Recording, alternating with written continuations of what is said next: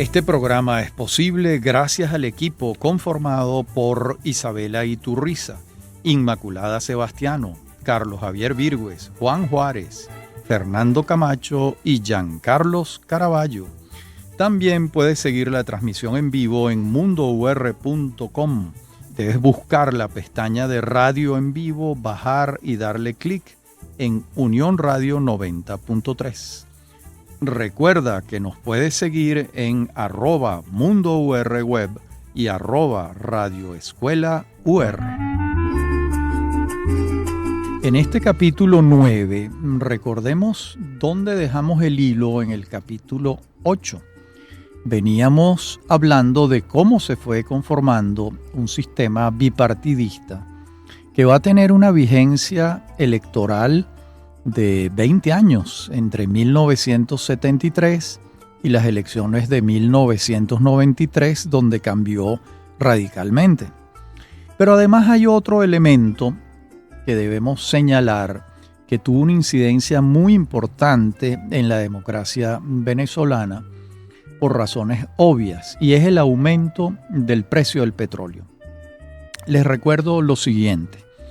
En 1948, el precio promedio del barril de petróleo en Venezuela fue de $2,41. En 1958, 10 años después, estaba en un promedio de $2,50. En 1972, 14 años después, seguía en un promedio de $2,52 por barril. De tal modo que estamos hablando de una estabilidad en los precios de 24 años. Y en 1974 ascendió a $10,53 por barril.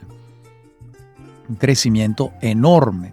Y en 1981 el promedio del año fue $29,71 por barril.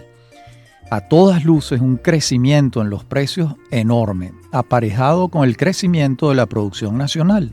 Escuchen las cifras. En 1948 la producción fue de 1.338.798 barriles diarios. 10 años después, en 1958, el promedio fue de 2.604.840.000 barriles diarios. Y en 1970 la producción llegó a 3.708.000 barriles diarios. La pregunta de rigor: ¿era posible administrar esta montaña inimaginable de dólares con criterio de escasez? Era muy poco probable que eso ocurriera.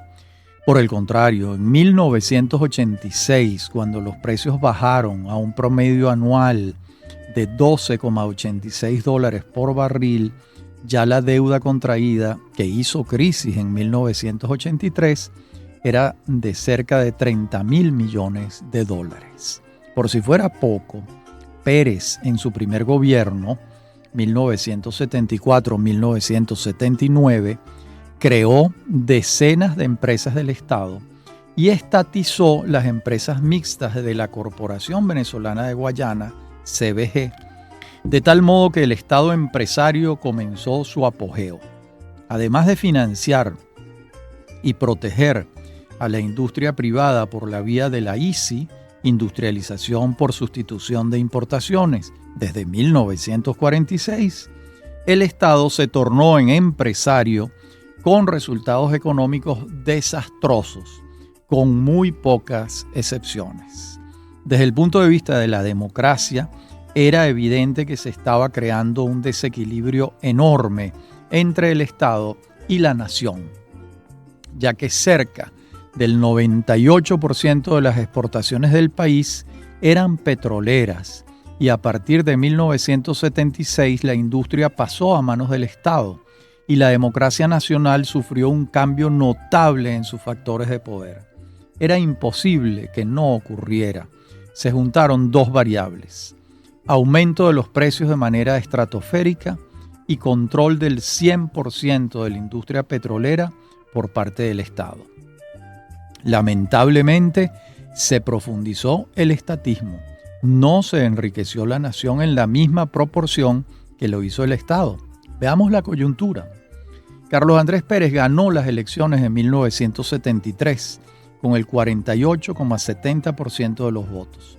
También AD recuperó notablemente su caudal electoral, pasando de 25,57% de los votos en 1968 a 44,44% de los sufragios en 1973. Este ascenso trajo como consecuencia que Pérez pudiera comenzar un gobierno el 12 de marzo de 1974 con gran apoyo popular, con definitivo respaldo en el Congreso Nacional y con el impulso que traía de la campaña electoral, que se articuló sobre la base de un lema oportuno: democracia con energía.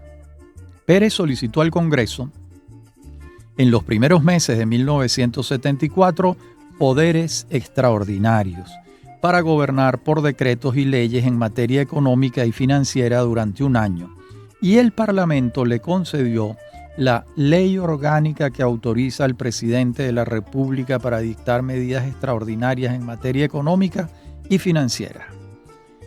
Esta concesión no solo convertía al gobierno de Pérez en uno de los más poderosos de nuestra historia, hasta aquella fecha, por supuesto, sino que despertó muchas críticas de juristas que consideraban que el Poder Legislativo había claudicado en sus atribuciones ante el Poder Ejecutivo. En todo caso, el gobierno comenzó a hacer uso de estos poderes y a administrar el alza inusitada de los precios del petróleo. El 1 de enero de 1975 se estatizó la industria de la explotación del mineral de hierro con un acto en Ciudad Guayana. Concluía un proceso que se había iniciado en mayo de 1974, mediante el cual las concesiones que detentaban las empresas extranjeras expiraron el 31 de diciembre de ese año. En paralelo, el gobierno fue adelantando la estatización de la industria petrolera, que, dadas sus dimensiones, presentaba mayores desafíos para el Estado. Se adelantó exitosamente, y el 1 de enero de 1976, la industria petrolera pasó a manos de la República. Para tal fin se creó la empresa Petróleos de Venezuela, PDVSA, como empresa holding de las operadoras que sustituían a las empresas extranjeras. Buena parte del año 1975, la agenda pública estuvo tomada por la discusión en el Congreso Nacional del proyecto de ley de nacionalización de la industria petrolera. En particular, se discutía el artículo 5, que le permitía al Estado adelantar asociaciones estratégicas puntuales con empresas extranjeras en determinado aspecto de la industria petrolera. Los críticos del proyecto de ley consideraron que esto les abría una posibilidad tan grande a las empresas extranjeras que desvirtuaba la nacionalización misma. De allí que comenzaron a llamarla, abro comillas, nacionalización chucuta, para señalar su insuficiencia. En el debate intervinieron muchos oradores, incluso ofrecieron discursos los expresidentes Betancur y Caldera. Y el primero leyó un texto que ha quedado como una suerte de resumen de lo que Venezuela hizo con su principal industria desde 1936 y hasta el año 1975. Finalmente, con los votos de AD, la ley se aprobó y la industria petrolera pasó a ser gerenciada por venezolanos. Durante el primer gobierno de Betancur se creó la CBF, Corporación Venezolana de Fomento, en 1946, como vimos antes, para que el Estado prestara labores de fomento de la industria privada nacional. Y ahora no solo se mantenía y se incrementaba el sistema crediticio del Estado para con los empresarios nacionales, sino que el mismo Estado creaba empresas públicas, en particular en áreas consideradas estratégicas o de las llamadas industrias pesadas. Todo esto se adelantaba dentro del marco de una política pública continental, la de industrialización por sustitución de importaciones, y en el caso específico venezolano, dentro del quinto plan de la nación, diseñado por Cordiplan y conocido como el Plan de la Gran Venezuela.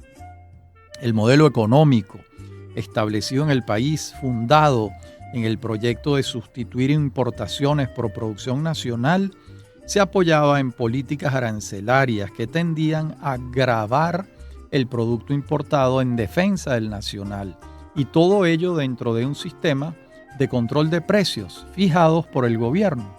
Este modelo, que venía funcionando desde finales de la década de los años 40, se vio repotenciado por el incremento de los precios del petróleo, cuando no solo hubo recursos para prestarlos a empresarios privados, sino que el Estado mismo se dedicó a la creación de empresas. Con tales niveles de ingresos en el fisco nacional y gozando todas estas empresas estatales de autonomía administrativa, muchas de ellas pidieron préstamos para su crecimiento y los obtenían con facilidad por parte de la banca internacional. Y ya para finales del gobierno de Pérez, algunos economistas señalaron que el nivel de la deuda pública era muy alto. Pero la crisis, como veremos, se presentó luego, en 1983.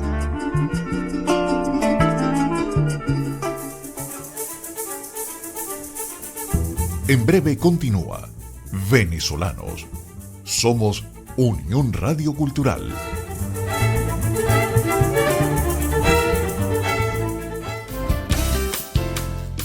Estás escuchando Unión Radio Cultural.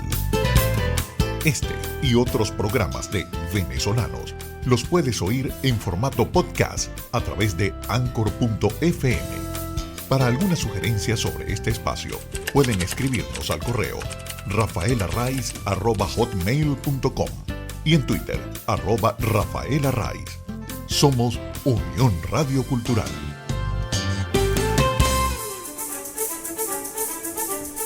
Estamos de regreso con Venezolanos.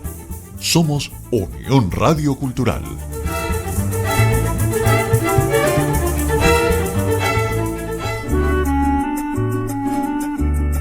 Bien, concluía el primer gobierno de Pérez y la verdad es que su permanente viajar por el mundo acudiendo a foros internacionales lo erigió como un líder latinoamericano importante, sobre todo del conjunto que geopolíticamente se identificaba como el tercer mundo.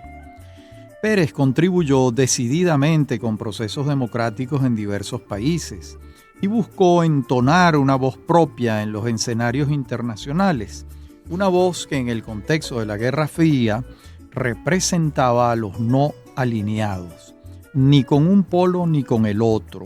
Su visibilidad internacional se hizo clara en estos 5 años de gobierno, sobre todo desde la tribuna de la Internacional Socialista, a la que pertenecía su partido y de la que luego llegó a ser Pérez vicepresidente.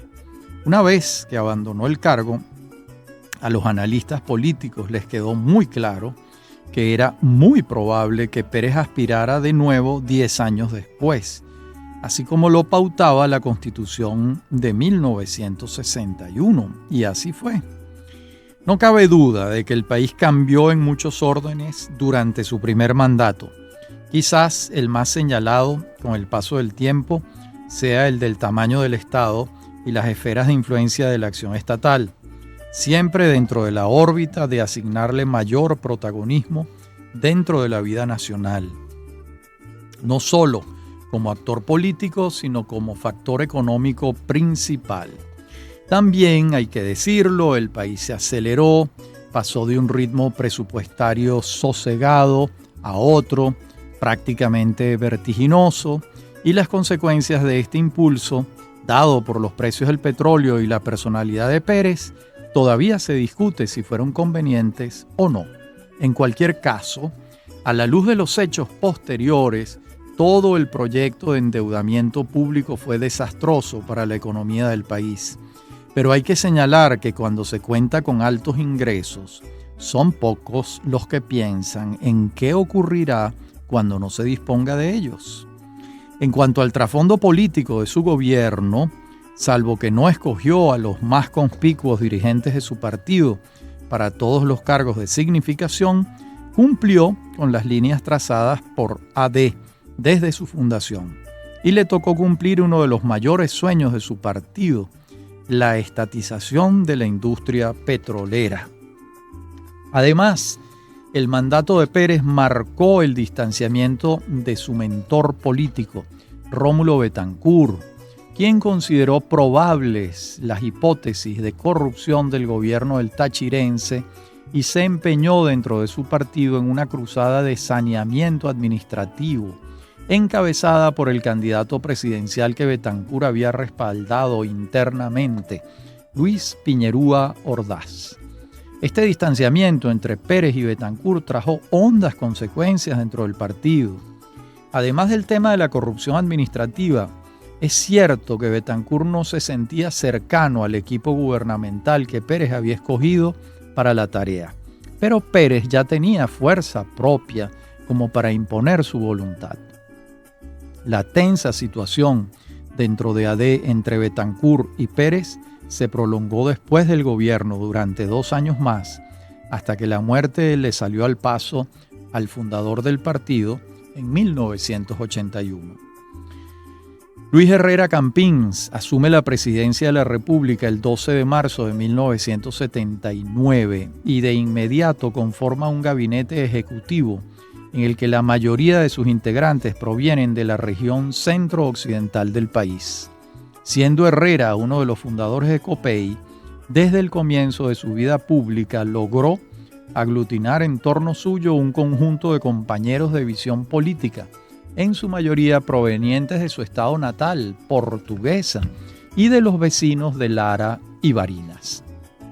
Este dato es significativo porque desde los tiempos de la hegemonía tachirense, 1899-1945, en ningún gobierno se había notado un sesgo regional como en este de Herrera Campins que se inauguraba.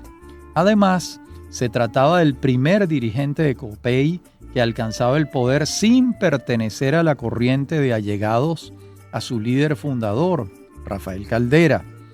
En la matriz de opinión del venezolano, Herrera se ubicaba a la izquierda de Caldera y se le entroncaba con tradiciones venezolanas más ligadas con el campo y el interior del país que con la capital y sus prácticas palaciegas.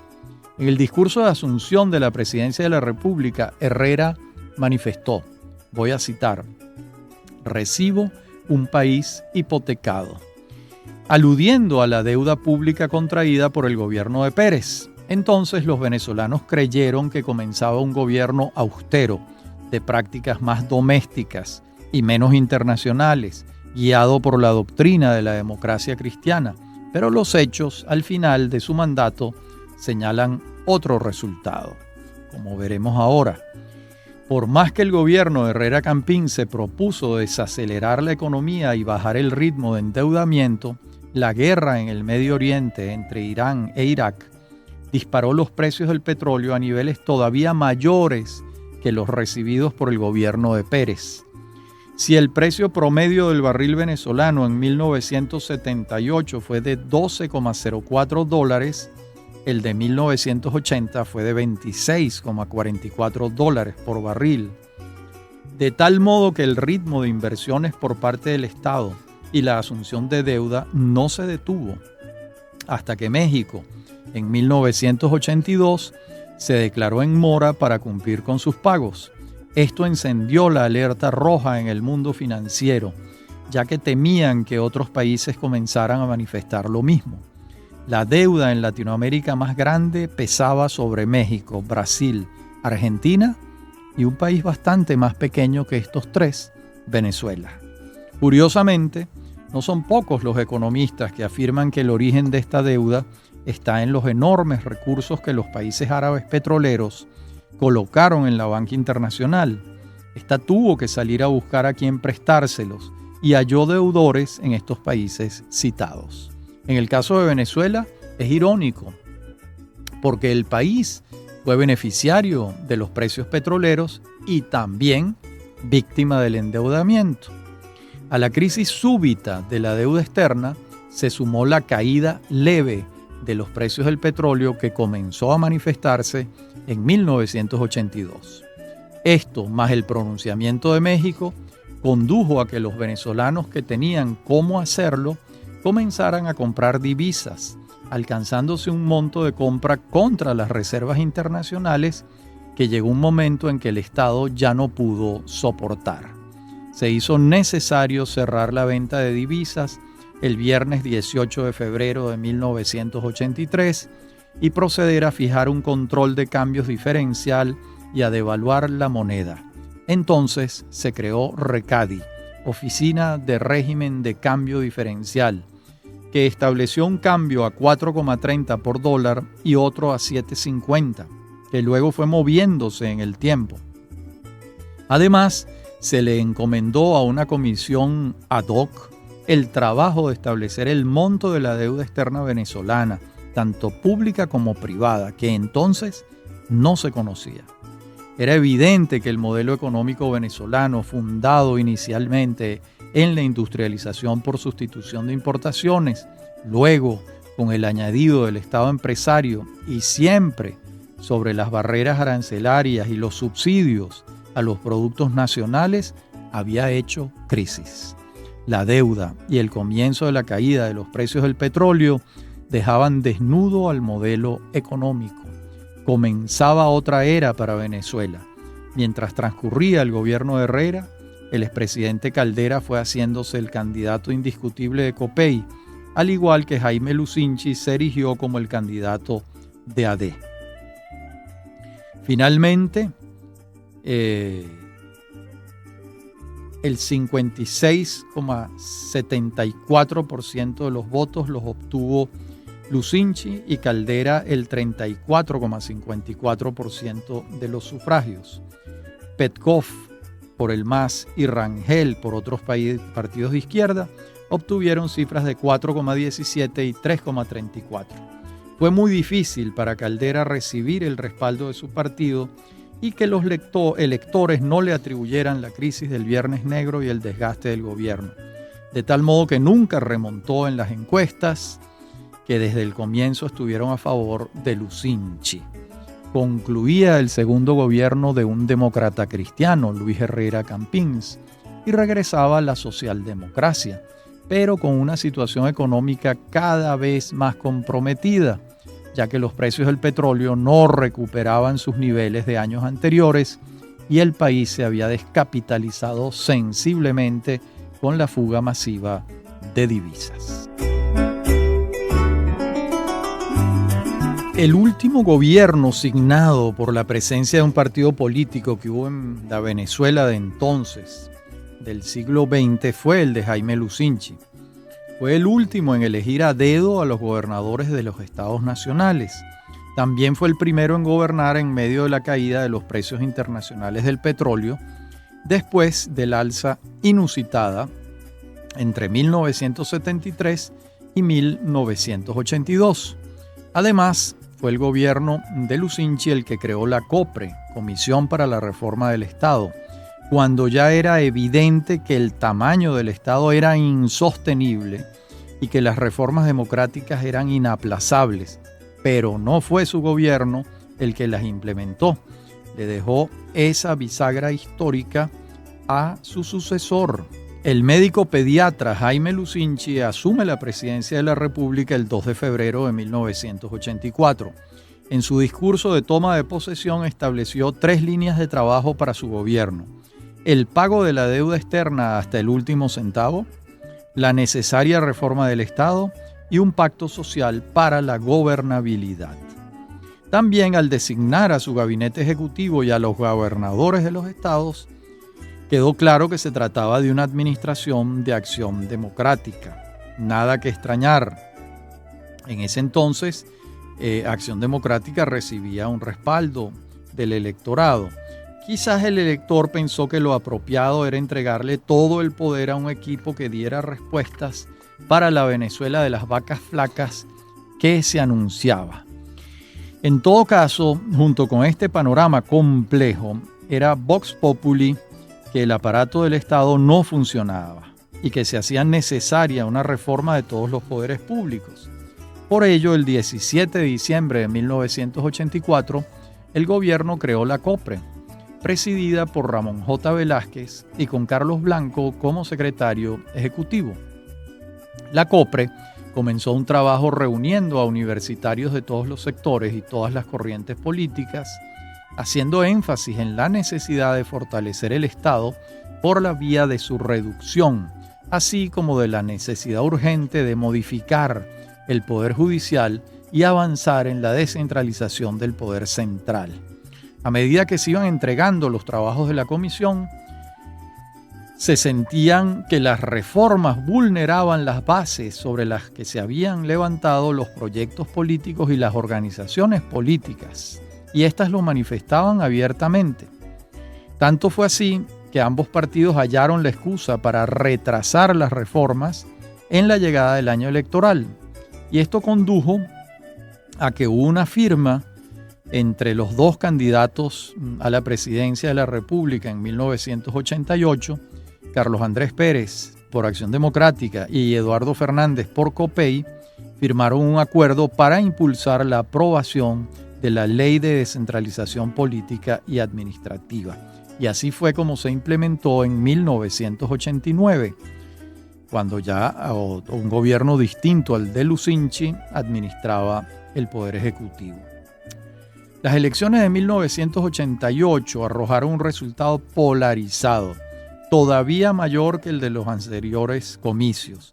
Carlos Andrés Pérez se impuso con el 52,88% de los votos, mientras Eduardo Fernández obtuvo 40,39% de los votos y Teodoro Petkov apenas el 2,71%.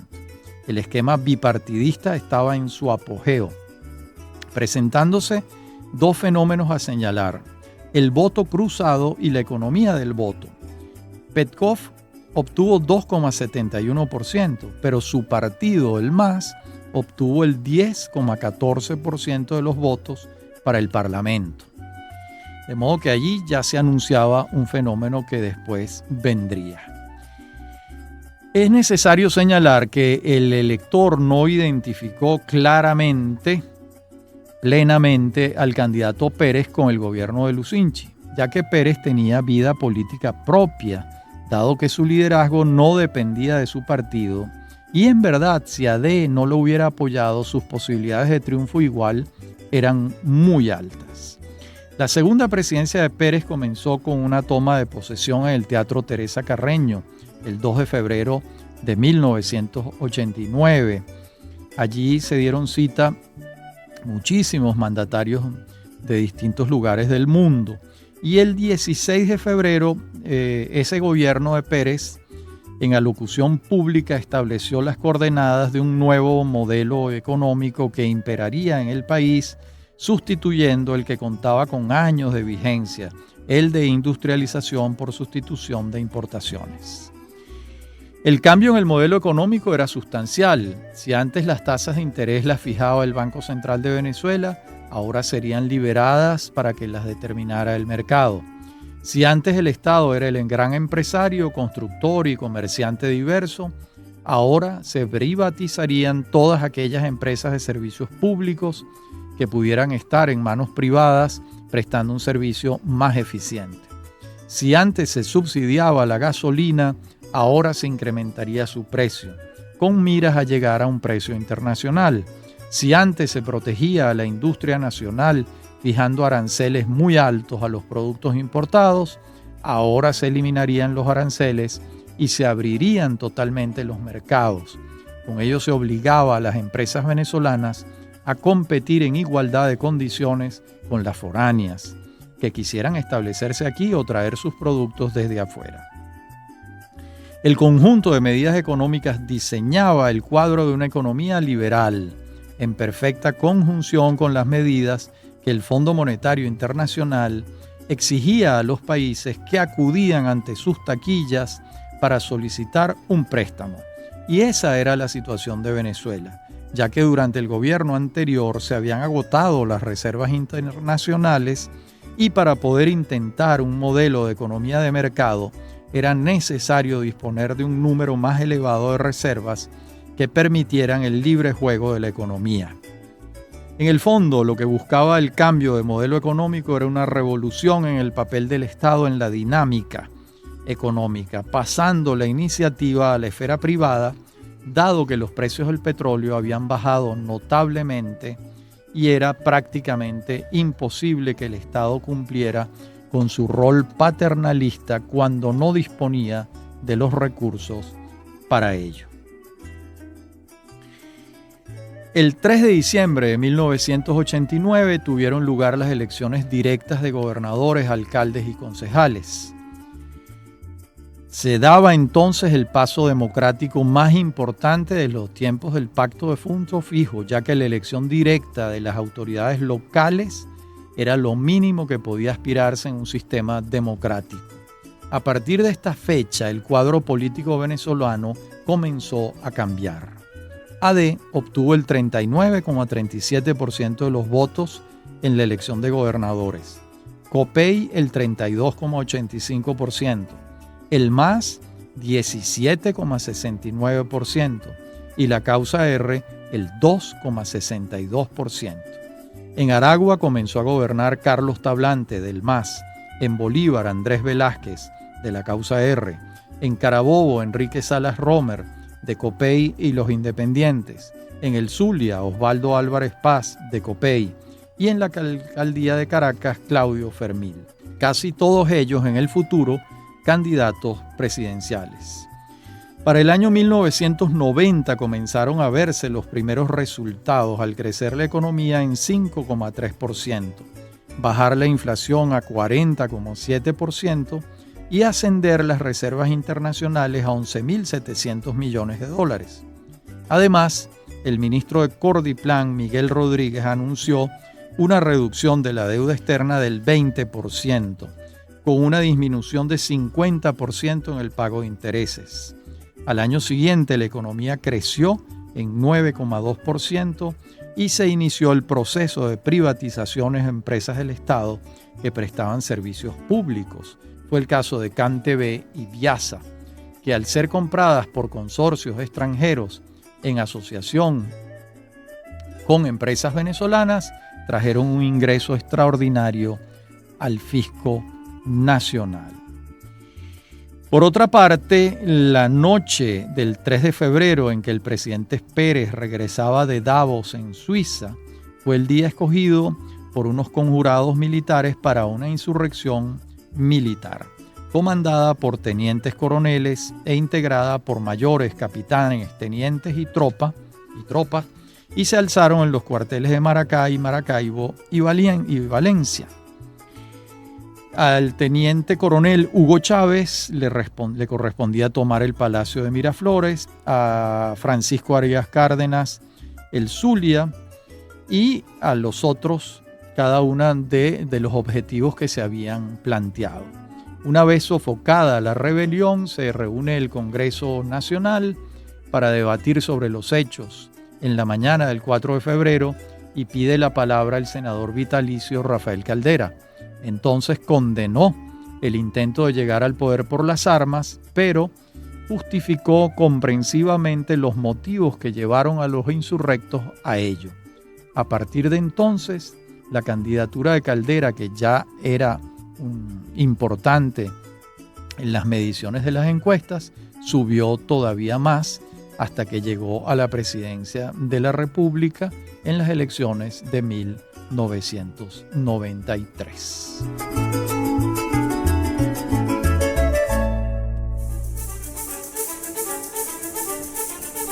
En breve continúa Venezolanos. Somos Unión Radio Cultural.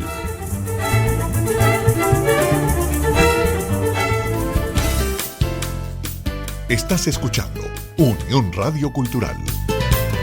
Este y otros programas de Venezolanos los puedes oír en formato podcast a través de Anchor.fm.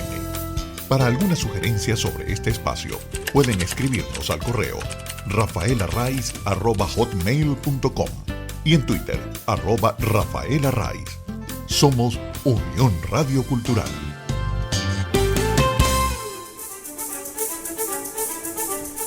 Estamos de regreso con Venezolanos. Somos Unión Radio Cultural.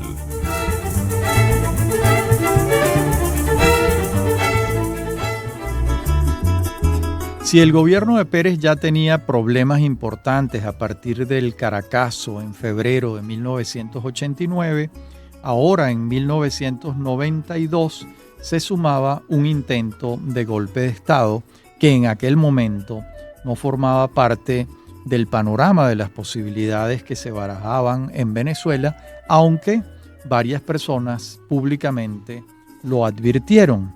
Y hubo otro intento el 27 de noviembre de 1992 que también fracasó. Días antes, por cierto, de las elecciones de autoridades regionales. Por cierto, allí AD bajó su votación porcentual, Copey subió, el MAS bajó y la causa R duplicó su votación. La alcaldía de Caracas fue ganada por Aristóbulo Istúriz, quien desplazaba a Claudio Fermín. Repetían los gobernadores Velázquez, Tablante, Salas Romer y Álvarez Paz. Y en 1993, el periodista y ex candidato presidencial José Vicente Rangel denuncia ante la Fiscalía General de la República el mal uso de la partida secreta por un monto cercano a los 250 millones de bolívares y solicita ante el fiscal un antejuicio de mérito contra el presidente Pérez. El fiscal era Ramón Escobar Salom y realmente este proceso avanzó y el 20 de mayo de 1993 se conoció la ponencia solicitada por la Corte Suprema de Justicia al magistrado Gonzalo Rodríguez Corro. Pérez se separa del gobierno y durante 15 días lo sucede el presidente del Senado, Octavio Lepage. Y luego ese mismo Congreso elige para terminar el periodo de Pérez al senador Ramón J. Velázquez el 5 de junio de 1993 y gobernó hasta el 2 de febrero del 94, cuando le entregó la presidencia de la República a el presidente Caldera, que había ganado las elecciones de 1993. Esas elecciones, con esas elecciones termina el bipartidismo en Venezuela, porque el universo electoral se fraccionó en varias partes. Caldera ganó con el 30,46% de los votos. El partido que más sufragios recibió fue AD con 24,07%. Convergencia de Caldera obtuvo 13,43%. El MAS, que apoyaba a Caldera, 10,87%. Copey, que apoyaba a Osvaldo Álvarez Paz, 22,80%.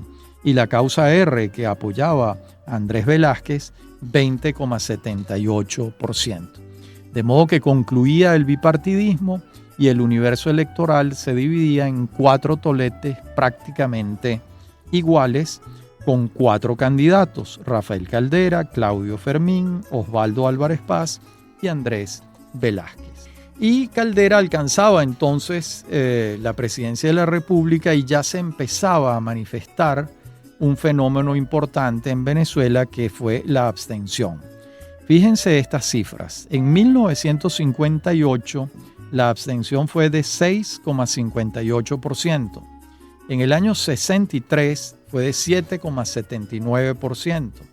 En el año 68, muy baja, fue de 3,27%. En el año 73, muy baja, 3,48%. Ya en el año 78 subió a 12,45%. En el año 83 fue de 12,25%. En el año 1988 fue de 18,08%. Y en este año 1993 llegó a 39,84%. Había un cansancio del electorado. A Caldera le tocó batallar con una crisis bancaria de grandes proporciones. Le tocó batallar con un precio del petróleo muy bajo y además implementó una política de pacificación similar a la que había adelantado en su primer gobierno y sobreseyó la causa que se seguía contra los militares insurrectos de febrero y noviembre del año 1992. Así salieron de la cárcel de Yare los llamados comacates, con diferentes proyectos políticos personales. Arias Cárdenas se incorporó al gobierno de Caldera en un cargo de importancia media, mientras Chávez inició su recorrido por Venezuela, llamando a no participar en los futuros procesos electorales. En las encuestas de entonces, Chávez contaba con un respaldo muy pequeño, no pasaba del 2% de reconocimiento. En diciembre del año 95 tuvieron lugar las elecciones de gobernadores, alcaldes y concejales. Y la política de abrir la industria petrolera venezolana a empresas extranjeras, la política de apertura petrolera que adelantaba PDVSA, siguió adelante con resultados importantes y todo dentro de lo que se llamó la Agenda Venezuela, cuyo principal vocero y entusiasta fue el ministro de Cordiplan del gobierno de Caldera, Teodoro Petkov, quien presentó el nuevo esquema de desarrollo para el país el 15 de abril de 1996. En septiembre de 1997, justo antes de que comenzaran a bajar los precios del petróleo, la antipolítica tenía en la alcaldesa de Chacao, Irene Sáez, a una candidata que figuraba muy alto en las encuestas. Tan alto estaba el favor popular hacia ella que parecía imposible que perdiera las elecciones de 1998, ya que el apoyo que tenía rondaba el 70% del electorado. Y a partir de la caída de los precios del petróleo se desplomó su candidatura, mientras subían las de dos abanderados de la antipolítica entonces, Hugo Chávez y Enrique Salas Romer. El discurso en contra de los partidos políticos, que fue campaña permanente de algunos medios de comunicación, había tenido resultados. Con ello contribuyó decididamente la misma conducta de los partidos políticos. No era un invento que muchos de sus dirigentes se habían distanciado de sus electores que no estaban en sintonía con el pueblo. A Salas Romer lo respaldaba su gestión de gobernador en Carabobo y a Chávez la oferta de convocar a una Asamblea Nacional Constituyente y de encabezar una revolución. Lo acompañaban sectores de la izquierda y de la derecha militarista, algunos añorantes de la lejana dictadura de Pérez Jiménez.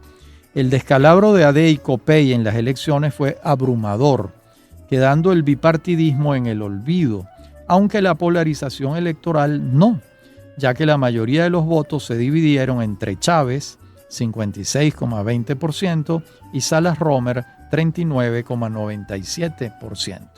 Comenzaba una nueva etapa para Venezuela. La crisis del sistema de partidos políticos era severa, como es evidente. Muchos creyeron que la mesa estaba servida para que la reina de belleza y alcaldesa ganara, pero en verdad lo estaba para otra fuerza política. Una fuerza que retomaba en muchos sentidos el mito del caudillo del siglo XIX, de la mano de una vieja izquierda y de cierta derecha autoritaria. Y así fue como Hugo Chávez alcanzó el poder. La antipolítica le abrió el camino a la izquierda autoritaria, cuando lo que estaba buscando era exactamente lo contrario. Hugo Chávez va a recibir la banda presidencial el 2 de febrero de 1999 de manos del recién electo presidente del Congreso Nacional, el coronel retirado Luis Alfonso Dávila, ya que el presidente Rafael Caldera no quiso colocársela él mismo, y esto fue interpretado como un símbolo. Chávez, por su parte, juró sobre la Constitución moribunda de 1961, haciendo alusión a que se iniciaba un proceso constituyente que conduciría hacia la redacción de una nueva constitución, de acuerdo con lo que fue su oferta electoral. Es necesario recordar que por decisión del Consejo Supremo Electoral de entonces, el CSE, las elecciones de diputados y senadores al Congreso Nacional, así como gobernadores y alcaldes, tuvieron lugar en noviembre de 1998, un mes antes de las presidenciales, y en ellas fue ostensible el crecimiento electoral de las fuerzas que respaldaban la candidatura de Chávez. Por ello, el Congreso Nacional fue presidido por uno de sus seguidores. Entonces también la fuerza regional de AD y COPEI bajó considerablemente, muchísimo. No obstante, los niveles de abstención seguían siendo muy altos, porque la abstención fue de 36,54%, un poco más baja que la de 1993, que fue de 39,84%. De modo que ese es un punto importante, y las elecciones regionales de 1998 ya reflejaban un cuadro distinto en relación a las de 1995. En nuestro próximo capítulo, en el capítulo 10, veremos entonces el proceso constituyente, los gobiernos de Hugo Chávez y de Nicolás Maduro, y ofreceremos algunas conclusiones en este largo viaje de la democracia en Venezuela.